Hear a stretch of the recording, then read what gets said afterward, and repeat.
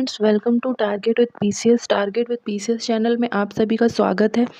आज हम लेकर आए हैं आपके लिए एक बहुत इम्पॉर्टेंट वीडियो जो कि इलाहाबाद हाई कोर्ट से रिलेटेड है।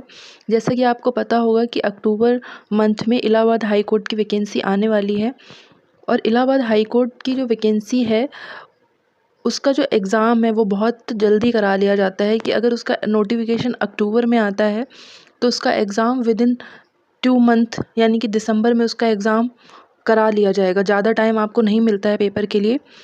तो देखते हैं कि इलाहाबाद हाई कोर्ट की क्या प्रक्रिया होती है, कैसे कौन इस फॉर्म को भर सकता है, कैसे भरना है, क्या क्या एलिजिबिलिटी चाहिए, वो सारी चीज़ें देखते हैं। उससे पहले मैं आपको ये बता देना चाहती हूँ कि डिस्क्रिप्शन में हमारा टेलीग्राम चैनल का लिंक है, उस चैनल को ज़रूर ज्वाइन कीजिए, जहाँ पर आपको UP RO Allahabad high court, UP से रिलेटेड जितने भी एग्ज़ाम हैं, सारे एग्ज़ाम्स की और भी जो भी एग्ज़ाम है सभी एग्ज़ाम्स की जानकारी मिलती रहती है। और वहाँ पर आपको daily current affair quiz, current affair के नोट्स वो भी प्रोवाइड कराए जाते हैं। तो टेलीग्राम लिंक को डिस्क्रिप्शन में जाकर टेलीग्राम ज़रूर ज्वाइन करिए। तो चलिए वीडियो को स्टार्ट करते हैं। इलाहाबाद हाई कोर्ट का जो एग्ज़ाम है वो है आरओ का एग्ज़ाम है इलाहाबाद हाई कोर्ट का। इलाहाबाद हाई कोर्ट द्वारा समीक्षा अधिकारी पद के लिए आवेदन फॉर्म जारी किया जाता है और भर्ती प्रक्रिया को पूर्ण किया जाता है। मतलब कि इलाहाबाद हाई कोर्ट जो है ये एग्ज़ाम, ये पद निकालता है और फिर एनटीए जो है वो इस एग्ज़ाम को कंप्लीट कराती है। आगे देखते हैं वीडियो कि क्या होता है। संस्था का नाम, कौन जारी करता है ये वैकेंसीज, इलाहाबाद हाई कोर्ट। जो इसमें पद निकलते हैं यानी कि वैकेंसीज जो होती हैं वो समीक्षा अधिकारी, सहायक समीक्षा अधिकारी की, ठीक है। और ये जो डिटेल है, मतलब कि जो ये पूरा वीडियो है वो रिलेटेड है इलाहाबाद हाई कोर्ट के सिलेबस से रिलेटेड है। चयन प्रक्रिया क्या होती है इसमें, मतलब आपका सिलेक्शन कैसे होगा। सबसे पहले क्या होगा, कंप्यूटर बेस्ड एग्ज़ाम होता है, टाइपिंग टेस्ट, फाइनल रिजल्ट। ये है आपका पूरा सिलेक्शन प्रोसेस। तो आगे देखते हैं कि Allahabad high court RO selection process क्या क्या है। यदि आपको इलाहाबाद हाई कोर्ट परीक्षा में सिलेक्शन लेना है तो आपको चयनित होने के लिए निम्नलिखित 3 स्टेप से गुजरना होगा। वो 3 स्टेप्स क्या क्या होते हैं कि पहला होता है आपका प्री एग्ज़ाम। सिर्फ प्री ही होता है, मीन्स एक ही एग्ज़ाम होता है, उसको आप प्री कह लीजिए या मेंस। उसके बाद होता है आपका कंप्यूटर टाइपिंग परीक्षा, आरओ दोनों पदों के लिए। आगे देखते हैं क्या है। नोट है इसमें, इम्पॉर्टेंट ये नोट है कि लिखित परीक्षा और टाइपिंग परीक्षा दोनों एक ही दिन होगी। ये लास्ट ईयर हुआ था जब 2021 में इलाहाबाद हाई कोर्ट का एग्ज़ाम हुआ था। तो उस दिन क्या हुआ था कि आपके एग्ज़ाम के बाद 15 मिनट की टाइपिंग, 15 मिनट के बाद आपका टाइपिंग टेस्ट स्टार्ट हो गया। तो ये पहली बार ही हुआ था। उससे पहले क्या होता था कि लिखित परीक्षा एक दिन, उसके बाद आपका रिटन का रिज़ल्ट आ जाता था तो आपकी टाइपिंग होती थी, ठीक है। आगे देखते हैं कि एलिजिबिलिटी क्या होनी चाहिए, आपकी योग्यता क्या होनी चाहिए इलाहाबाद हाई कोर्ट आरओ के लिए। तो आरओ के लिए आवेदन फॉर्म को भरने के लिए आपके पास ग्रेजुएशन डिग्री और CCC का सर्टिफिकेट होना चाहिए। CCC का सर्टिफिकेट आपका कब का होना चाहिए, आपके नोटिफिकेशन आने की डेट से पहले का। मतलब जो आप फॉर्म भरें उससे पहले आपके पास CCC का नोटिफिकेशन, CCC का सर्टिफिकेट होना चाहिए। फिर है कि Allahabad high court RO exam 2023 का पैटर्न क्या है। तो आरओ परीक्षा 2 स्टेप्स में है, फर्स्ट स्टेप और सेकंड स्टेप, ठीक है। उसके बाद है हमारा कि समीक्षा अधिकारी पद पर नियुक्ति प्राप्त करने के लिए उम्मीदवारों को दोनों परीक्षाओं में अधिकतम अंकों के साथ परीक्षा पास करनी होगी। 50 मार्क्स की आपकी होती है टाइपिंग, ठीक है। तो लिखित परीक्षा ऑनलाइन मोड में होगी। इस परीक्षा में 12 सब्जेक्ट से ऑब्जेक्टिव क्वेश्चंस पूछे जाएंगे आपसे। परीक्षा जो है वो हिंदी इंग्लिश दोनों भाषाओं में, आपको एग्जामिनेशन में जो आपका पेपर होगा वो आपको हिंदी और इंग्लिश दोनों लैंग्वेज में अवेलेबल होगा। उसके बाद आप अपने अकॉर्डिंग कोई भी लैंग्वेज, डिफ़ॉल्ट लैंग्वेज चुन सकते हैं जब आप लॉगिन करेंगे। उसके बाद बीच में अगर आपको लैंग्वेज चेंज करके भी अपना क्वेश्चन देखना है तो आपके पास वो फैसिलिटी भी रहेगी। टोटल 200 क्वेश्चंस पूछे जाएंगे। परीक्षा में उम्मीदवारों को प्रत्येक सही उत्तर के लिए 1 अंक मिलेगा और इस परीक्षा में नेगेटिव मार्किंग नहीं होती है। इलाहाबाद हाई कोर्ट के एग्ज़ाम में नेगेटिव मार्किंग जब लास्ट ईयर हुआ था तब नहीं हुई थी, अभी इस साल का जब पता चलेगा, जब आपका नोटिफिकेशन आएगा तो उसमें मेंशन होगा कि इस ईयर नेगेटिव मार्किंग होगी या नहीं होगी। उसके बाद है परीक्षा के लिए कुल 3 घंटे का समय मिलेगा, यानी कि 180 मिनट्स मिलते हैं आपको पेपर को सॉल्व करने के लिए, जो कि मोर देन सफिशिएंट है। फिर है कंप्यूटर टाइपिंग के लिए 20 मिनट्स का टाइम मिलेगा। इस परीक्षा का पार्ट 1 और पार्ट 2 परीक्षा 15 मिनट के अंतराल पर एक साथ ही एक ही पाली में होगी। ऐसा नहीं है कि आपको फर्स्ट शिफ्ट या सेकंड शिफ्ट होगा, ऐसा कुछ नहीं होगा। अगर आपका 9 से 12 पेपर है, एक आपको आइडिया दे रहे हैं कि अगर आपका 9 से 12 पेपर है तो 15 मिनट के बाद यानी कि 12:15 से आपका 20 मिनट का टाइपिंग टेस्ट स्टार्ट हो जाएगा। टाइपिंग में आपको मिनिमम 25 मार्क्स लाने होंगे और मैक्सिमम आपको, मतलब जैसे कि ऊपर बताया गया है कि परीक्षा को पास करने के लिए आपको मैक्सिमम मार्क्स लाने होंगे। ठीक है, अब आगे है हमारा कंप्लीट सिलेबस है Allahabad high court RO paper 1 computer based exam, जो कि मेन है 200 मार्क्स का होता है। इसका पूरा सिलेबस आपको बता रहे हैं आगे। तो सिलेबस क्या है इसका?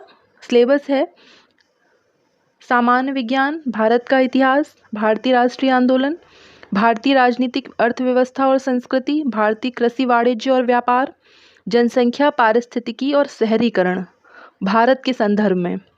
ठीक है, उसके बाद है विश्व भूगोल, भारत के संसाधन, अंतर्राष्ट्रीय महत्वपूर्ण घटनाएं, रीजनिंग, उत्तर प्रदेश की शिक्षा, संस्कृति, कृषि, उद्योग, व्यापार, रहन सहन और सामाजिक परंपराओं के बारे में विशेष ज्ञान। ठीक है, आगे हम आपको ये भी बताएंगे कि नंबर ऑफ क्वेश्चंस कितने आए थे लास्ट ईयर एग्जाम्स में। तो यूपी का जो पोर्शन है वो आपके लिए मोस्ट इम्पॉर्टेंट है। आगे क्या है, स्नातक स्तर की सामान्य अंग्रेजी और सामान्य हिंदी का ज्ञान भी होना चाहिए, उससे भी 15-15 क्वेश्चन पूछे जाएंगे। और कंप्यूटर का प्रारंभिक ज्ञान, कोई भी बुक ले लीजिए कंप्यूटर की इंग्लिश में और उसके ऑब्जेक्टिव सॉल्व कर लीजिए। थ्योरी पढ़ने के बाद कंप्यूटर हो जाएगा आपका। सेकंड क्या है कि प्रथम परीक्षा की परीक्षा देने के 15 मिनट बाद उम्मीदवार को अपना दूसरा पेपर टाइपिंग टेस्ट देना होगा। इस परीक्षा में उम्मीदवारों को लगभग 500 शब्दों का अंग्रेजी पैराग्राफ दिया जाएगा। यहाँ पे आपको एक चीज़ और क्लियर कर दे रहे हैं कि आपकी टाइपिंग सिर्फ इंग्लिश में होगी, हिंदी में नहीं होगी। 500 मार्क्स का आपका पैराग्राफ होगा, उसको आपको 20 मिनट्स में कंप्लीट करना होगा। और टाइपिंग परीक्षा में आपके 25 मार्क्स आने ही चाहिए। अगर आपके 25 से कम मार्क्स होंगे तो आपकी रिटन की कॉपी चेक नहीं होगी। चलिए आगे देखते हैं Allahabad high court RO syllabus 2023 इन हिंदी।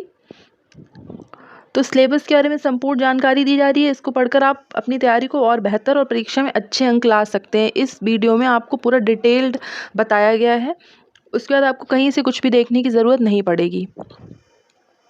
चलिए आगे देखते हैं। आगे क्या है कि ये है आपका हिस्ट्री का सिलेबस। मैं आपको सब्जेक्ट बाय सिलेबस बता रही हूँ आपको क्या क्या पढ़ना है। ठीक है, क्योंकि बहुत वास्ट सिलेबस है तो इस वजह से क्या पढ़ना है इस चीज़ पे बहुत ध्यान देने से ज़्यादा आपको ये भी पता होना चाहिए कि आपको क्या नहीं पढ़ना है। तो पहले बात कर लेते हैं कि क्या पढ़ना है। तो पहला है हमारा हिस्ट्री का सिलेबस है इतिहास की महत्वपूर्ण घटनाएं, महत्वपूर्ण व्यक्तित्व और मुद्दे, भारतीय स्वतंत्रता संग्राम के चरण, स्वतंत्रता के बाद देश में समेकन और पुनर्गठन, उत्तर प्रदेश का इतिहास बहुत महत्वपूर्ण है। चाहे आप यूपी RO की तैयारी कर रहे हो या इलाहाबाद हाई कोर्ट की तैयारी कर रहे हो, अगर आप यूपी के किसी भी एग्ज़ाम की तैयारी कर रहे हैं तो उत्तर प्रदेश का इतिहास आपके लिए बहुत इम्पॉर्टेंट हो जाता है। उसके बाद है यूपी के प्रमुख आंदोलन, जो भी आंदोलन यूपी में हुए, प्राचीन से आधुनिक काल तक के साहित्य, कला रूपों और वास्तुकला की मुख्य विशेषताएं। किसी भी तरह क्वेश्चन बना के आपसे पूछा जा सकता है। नेक्स्ट है विश्व का इतिहास, 18वीं शताब्दी से समाज पर विश्व युद्ध का प्रभाव, औद्योगिक क्रांति, उपनिवेशवाद, राष्ट्रीय सीमाओं का पुनर्निर्माण, उपनिवेशवाद, राजनीतिक दर्शन जैसे साम्यवाद, पूंजीवाद, समाजवाद आदि जैसी घटनाएं। ठीक है, उसके बाद है हमारा वर्तमान राष्ट्रीय और अंतर्राष्ट्रीय महत्वपूर्ण घटनाएं। इससे रिलेटेड आपका ये टॉपिक भी आ सकते हैं, आविष्कार, वनस्पति विज्ञान, रसायन, भूगोल, भौतिक, जीव विज्ञान, पर्यावरण, बेसिक कंप्यूटर। ये सब आपका यहाँ पे एक थोड़ा सा डिटेल मतलब शॉर्ट में बता दिया गया है कि ये जो टॉपिक्स हैं इनको मतलब आपको ध्यान से पढ़ना है पढ़ते टाइम। अब है हमारा भारतीय राष्ट्रीय आंदोलन। भारतीय राष्ट्रीय आंदोलन में आपको क्या पढ़ना है? होम रूल लीग आंदोलन, खिलाफत आंदोलन, भारतीय राष्ट्रीय आंदोलन, विभाजन विरोधी आंदोलन, स्वदेशी और बहिष्कार आंदोलन, असहयोग आंदोलन, सविनय अवज्ञा आंदोलन, भारत छोड़ो आंदोलन। ये जितने भी आंदोलन हुए वो आपके लिए इम्पॉर्टेंट हो जाते हैं, कब हुए, डेट वगैरह, जो भी इसके इम्पॉर्टेंट पॉइंट्स हैं वो आपको याद रखने हैं। नेक्स्ट है भारतीय राजनीतिक अर्थव्यवस्था और संस्कृति। इसमें क्या पूछा जाएगा आपसे? भारतीय राजनीति और शासन, संविधान, उत्तर प्रदेश की राजनीतिक व्यवस्था, समावेशी विकास, जनसांख्यिकी, सामाजिक क्षेत्र, सरकारी योजनाएं, पंचायती राज, सार्वजनिक नीतियां, आधिकारिक मुद्दे इत्यादि। उत्तर प्रदेश की अर्थव्यवस्था और इसकी प्रेरक शक्तियां, गरीबी और उसका उन्मूलन इत्यादि। ये सारा आपका हो गया अर्थव्यवस्था से। कृषि, वाणिज्य और व्यापार, ये एक टॉपिक हो गया। नेक्स्ट है आपका जनसंख्या, पारिस्थितिकी और शहरीकरण। तो इसमें क्या है? जनसंख्या, पारिस्थितिकी और शहरीकरण में जनसंख्या, जनगणना और उत्तर प्रदेश की जनसांख्यिकी, यूपी के विशेष आर्थिक क्षेत्र, उत्तर प्रदेश की नियंत्रित करने वाले प्रमुख पारिस्थितिक कारक, उत्तर प्रदेश के अन्य महत्वपूर्ण कारक इत्यादि। नेक्स्ट है हमारा विश्व का भूगोल। जितने भी टॉपिक हैं उन सब में यूपी से रिलेटेड जो भी न्यूज़ है वो इम्पॉर्टेंट हो जाती है। विश्व भूगोल, भारत का भूगोल और भारत के संसाधन, इसमें भी देखिए भूवैज्ञानिक गठन, भौगोलिक विभाजन, जलवायु, वनस्पति, जैव विविधता का महत्व हो गया, प्रायद्वीपीय पठार, ये सारा हो गया। फिर देखिए आगे यूपी की नदी प्रणाली, घाटियाँ, क्षेत्रीय विकास, अक्षांश, देशांतर, समय आदि की जानकारी, ये सारा यूपी से रिलेटेड हो गया। मतलब आपको यूपी से रिलेटेड जितना भी है वो अच्छे से पढ़ना है, क्योंकि हर सब्जेक्ट में यूपी से रिलेटेड क्वेश्चन बनेंगे आपके। नेक्स्ट है हमारे शिक्षा, संस्कृति, कृषि, उद्योग, व्यापार, रहन सहन और सामाजिक व्यवहार के बारे में। उत्तर प्रदेश की परंपराएं, तो इसमें भी देखिए आप यूपी से रिलेटेड ही पूछा जा रहा है। लोकगीत, जनजातियां, फसलें, शैक्षिक योजनाएं, साक्षरता दर, महत्वपूर्ण पार्क के नाम इत्यादि। ठीक है, अब अगला है हमारा रीजनिंग। रीजनिंग से रिलेटेड जो क्वेश्चन आएंगे, क्रम व्यवस्था, blood relation, coding decoding, directions, ठीक है, कैलेंडर, घड़ी, नंबर, रैंकिंग, सोचने की क्षमता, निर्णय लेने की, थिंकिंग एबिलिटी, ये सब, स्लॉजिज्म, ठीक है, वर्णमाला श्रृंखला परीक्षण इत्यादि क्वेश्चन। बहुत ही इजी सी रीजनिंग आएगी जो कि आप थोड़ा बहुत भी पढ़ लेंगे तो, या तो फिर अगर आपने पढ़ा हुआ है तो कोई प्रॉब्लम नहीं होगा। आगे देखते हैं इंग्लिश का सिलेबस क्या है। इंग्लिश का सिलेबस है वर्तनी परीक्षण यानी कि एरर, ठीक है। आगे है पैराग्राफ, जोड़ने वाले वाक्य, मतलब कुछ आपको जंबल करके सेंटेंस दे दिया जाएगा, उनको आपको एक सीक्वेंस में लगाना है। हिंदी का भी दिया हुआ है, समानार्थी शब्द, विलोम शब्द, ठीक है, पैसेज व्यवस्थित करना, मुहावरे और वाक्यांश, वाक्य सुधार, ये सारा आपका सिलेबस हो गया। और ये आपका हिंदी का सिलेबस है। फिर है कंप्यूटर। कंप्यूटर के बारे में आपसे क्या क्या पूछा जा रहा है? कंप्यूटर का इतिहास, नेटवर्किंग, डेटाबेस, हार्डवेयर सॉफ्टवेयर की basic information, Windows operating system की जानकारी। फिर है internet, MS office, memory storage, computer का संक्षिप्त ज्ञान, शॉर्टकट की जानकारी, शॉर्टकट कीज़ को कैसे यूज़ करना है उसके बारे में पता होना चाहिए। MS ऑफिस में वर्ड, एक्सेल, पावर पॉइंट के बारे में, सिक्योरिटी, वायरस की मूलभूत इत्यादि बातें, जो वायरस वगैरह कंप्यूटर में आ जाते हैं उसके बारे में भी आपको जानकारी होनी चाहिए। तो ये था पूरा इलाहाबाद हाई कोर्ट का सिलेबस जो कि आपके एग्ज़ाम के लिए बहुत इम्पॉर्टेंट है। इसका PDF आपको हमारे टेलीग्राम चैनल पर दे दिया जाएगा, जहाँ से आप इसको डाउनलोड कर सकते हैं और इसका प्रिंट आउट निकलवा कर देख सकते हैं कि हमको किस सीक्वेंस में अपनी तैयारी करनी है।